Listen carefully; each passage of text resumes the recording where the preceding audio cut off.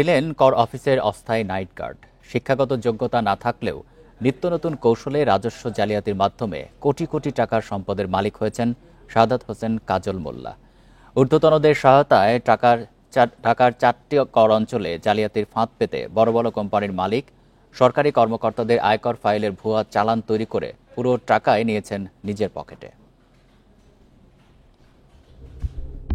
ঢাকা কর অঞ্চল 3-এর একজন কর্মকর্তার রিটার্ন যাচাই করতে গিয়ে দেখা যায় তার বেতন থেকে 90 লাখ টাকা উৎসেকর কাটা হলেও চালান জমা হয়েছে মাত্র 36 লাখ টাকার। তিনি প্রতি বছর পুরো অর্থ দিয়ে আসলেও তার ফাইলে সংযুক্ত সব চালানি জাল। গত 13 বছরের আয়কর রিটার্ন যাচাই করে দেখা যায় প্রায় 18 কোটি টাকা কর ফাঁকি হয়েছে।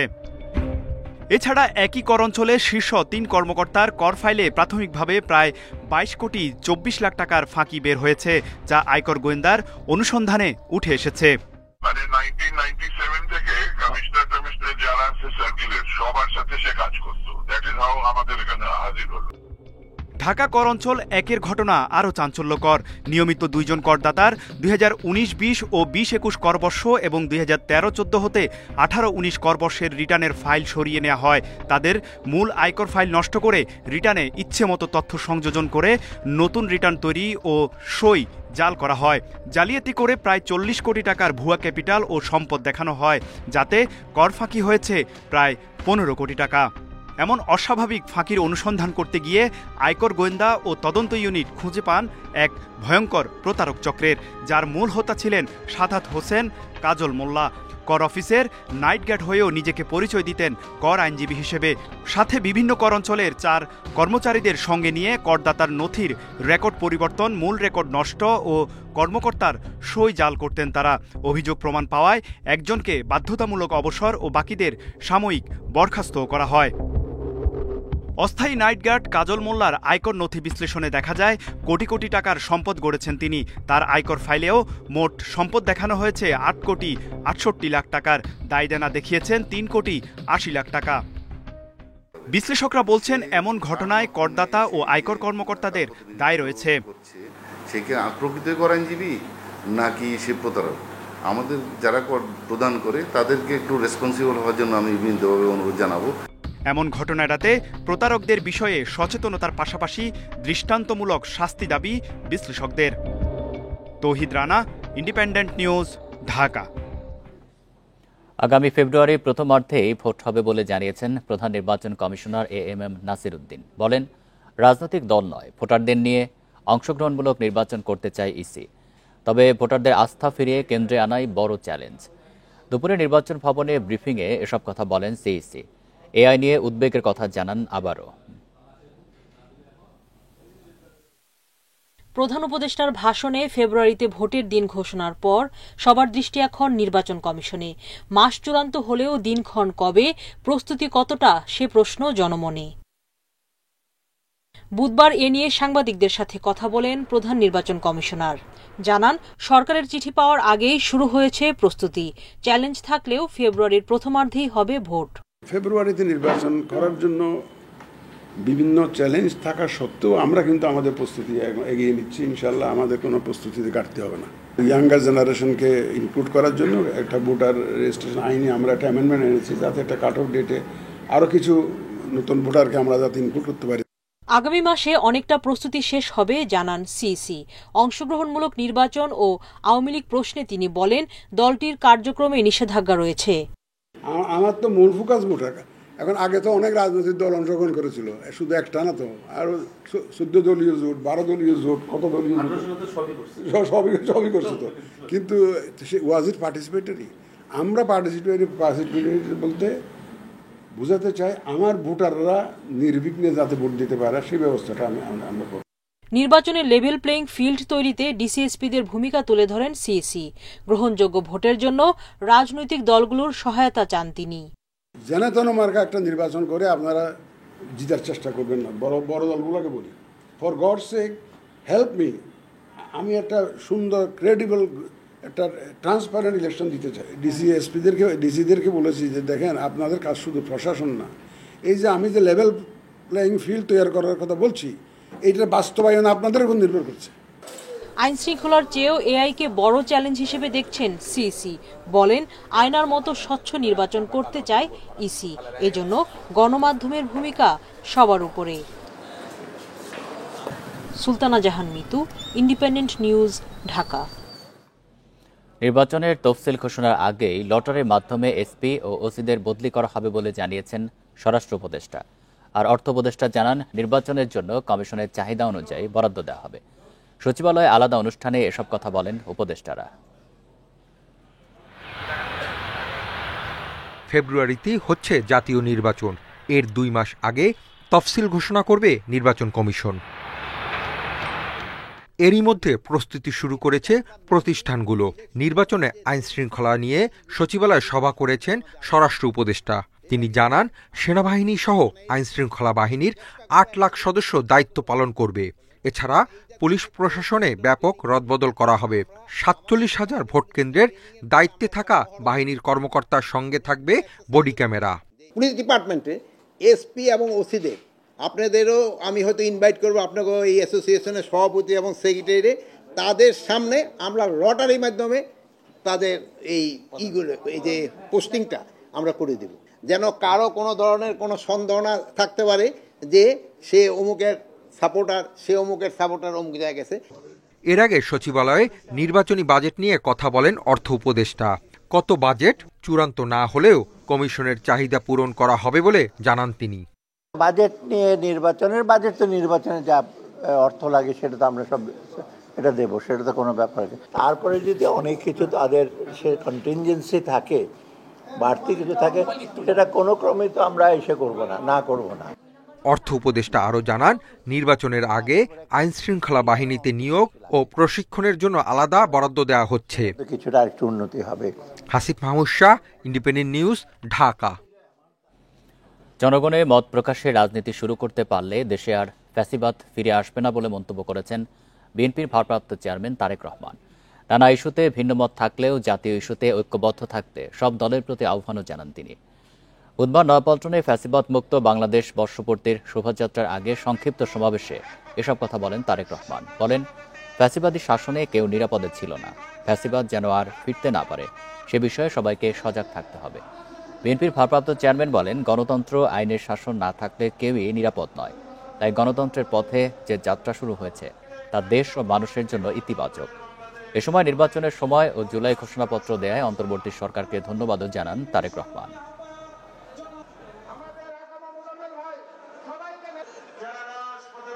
ফ্যাসিবাদ, উগ্রবাদ, চরমপন্থা যাতে আলোর পথে অন্ধকারের রেখা টেনে দিতে না পারে, এই ব্যাপারে গণতান্ত্রিক আমি জনগণকে, গণতান্ত্রিক আমি বাংলাদেশের প্রতিটি ভাই বোনকে আমি সদা সতর্ক থাকার আহ্বান জানাই। প্রিয় রাজনৈতিক দলের সদস্যবৃন্দ, বিভিন্ন ইস্যুতে আমাদের মধ্যে ভিন্ন ভিন্ন মতভেদ থাকবে, কিন্তু সেই ভিন্ন মত নিরসনে আলোচনা হবে। তবে জাতীয় ইস্যুতে গণতন্ত্রের পক্ষের রাজনৈতিক দলগুলোর মধ্যে যাতে মুখ দেখাদেখি বন্ধ না হয়, সেই লক্ষ্যে জাতীয় স্বার্থে আমাদের সকলকে ঐক্যবদ্ধ থাকা প্রয়োজন। আওয়ামী ফ্যাসিবাদের পতন ও ছাত্র জনতার বিজয়ের বর্ষপূর্তি উপলক্ষে রাজধানীর নয়াপল্টনে দলের কেন্দ্রীয় কার্যালয়ের সামনে থেকে র্যালি বের করে বিএনপি। এতে জড়ো হন লাখো মানুষ।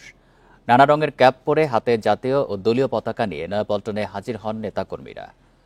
বিএনপির অনেক নেতাকর্মী রাজধানীর বিভিন্ন এলাকা ও ঢাকার আশপাশের জেলাগুলো থেকেও মিছিল নিয়ে আয়োজনে অংশ নেন। শোভাযাত্রার আগে নয়াপল্টনে সমাবেশ অনুষ্ঠিত হয়।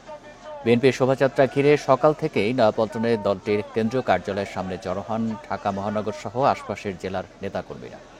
বিএনপি ছাড়াও যুবদল, স্বেচ্ছাসেবক দল, ছাত্রদল সহ বিভিন্ন অঙ্গ ও সহযোগী সংগঠনের নেতাকর্মীরাও মিছিল নিয়ে কর্মসূচিতে যোগ দেন।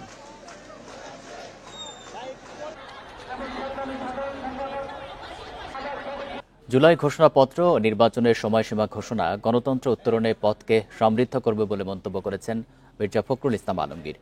স্বাগত জানিয়ে বলেন, বর্তমান আইনশৃঙ্খলা পরিস্থিতিতেই সুষ্ঠু নির্বাচন সম্ভব।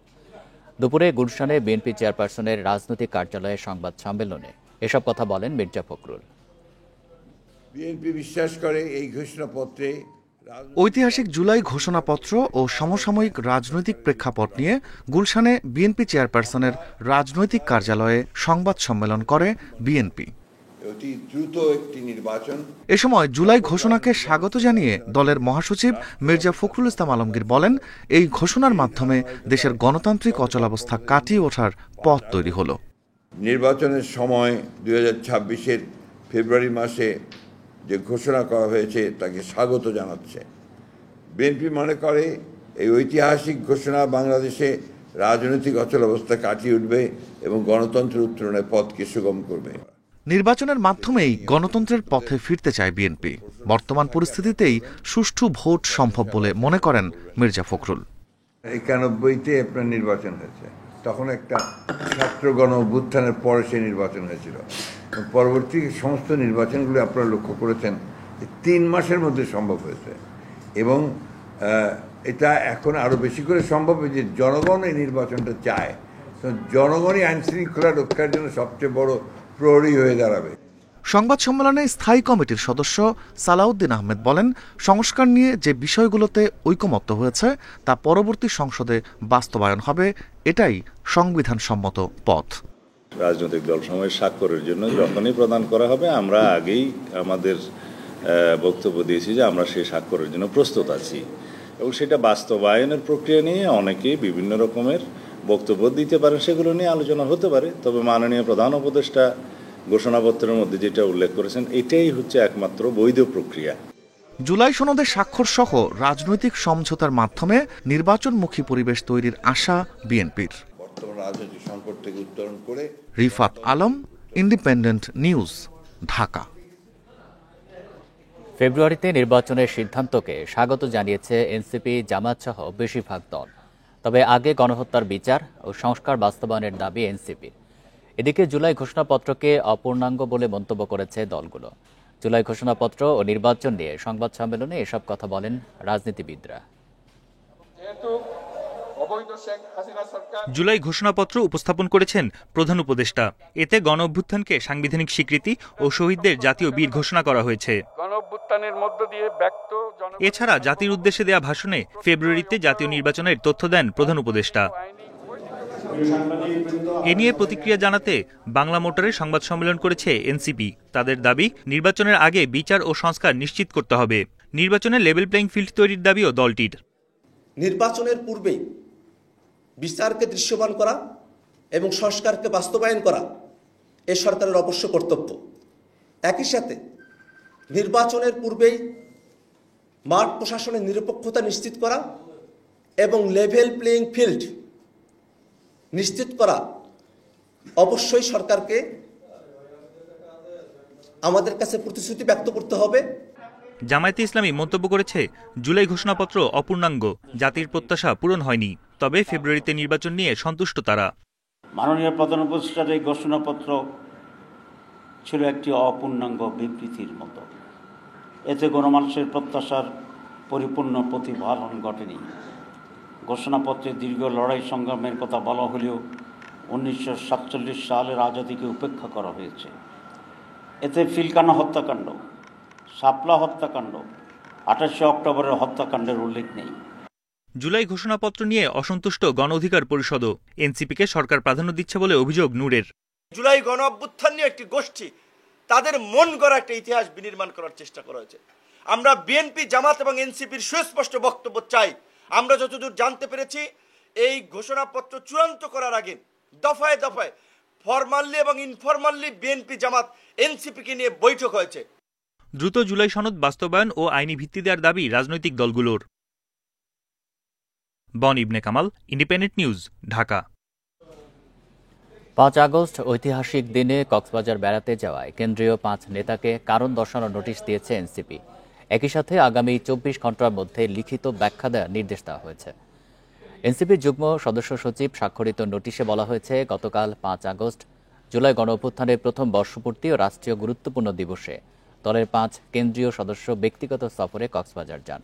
এই সফর সংক্রান্ত কোনো তথ্য দলকে আগে অবহিত করা হয়নি।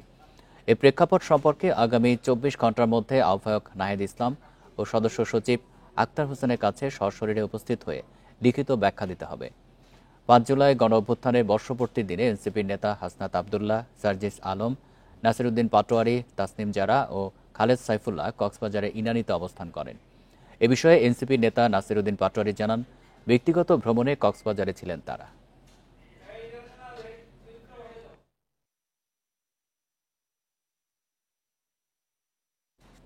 বর্তমানে সাংবাদিকতা স্বাধীন বলে দাবি করার জবাবে মানবজমিন সম্পাদক মতিউর রহমান চৌধুরী বলেন, পক্ষে গেলে সাংবাদিকতা মুক্ত, আর বিপক্ষে গেলে মব ভায়োলেন্সের ঝুঁকি, এই হচ্ছে বাস্তবতা।